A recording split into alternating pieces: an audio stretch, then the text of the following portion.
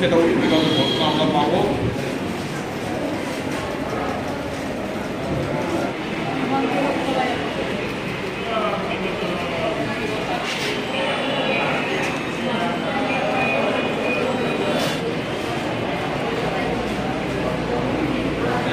নিয়মিত কর্মচারী মঞ্চের স্বাস্থ্য বিভাগীয় কমিটি সম্মেলন। এখানে স্বাস্থ্য বিভাগের অধীনে বিভিন্ন স্তরের অনিয়মিত কর্মচারীরা মিলিত হয়েছে।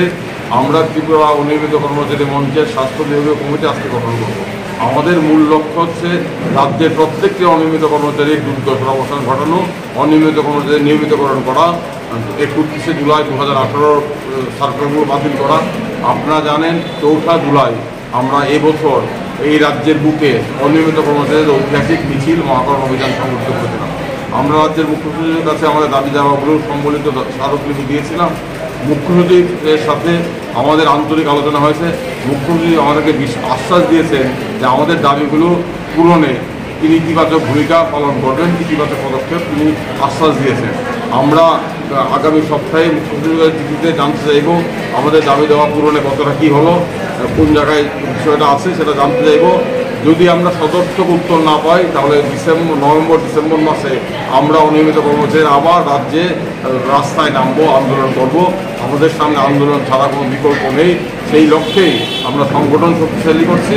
আজকে এখান থেকে অনিয়মিত কর্মচারী মঞ্চের স্বাস্থ্য বিভাগীয় কমিটি আমরা গঠন করবো। এই জন্যই আমরা এখানে ফিরে স্বাস্থ্য বিভাগীয় ইউনিট অনেকদিন ধরে আন্দোলন তারা করছে, তারা লড়াই করছে, এখনও তাদের কোনো সে বিষয়টা কীভাবে দেখছেন?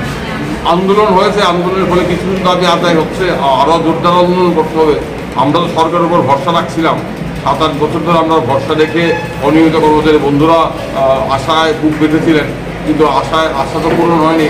তাই আমরা 4 তারিখ মিছিল করলাম। মুখ্য সচিব আন্তরিকভাবে বললেন আমাদের দাবি দেওয়াগুলো তিনি ইতিবাচক দৃষ্টিকোণ থেকে বিবেচনা করবেন।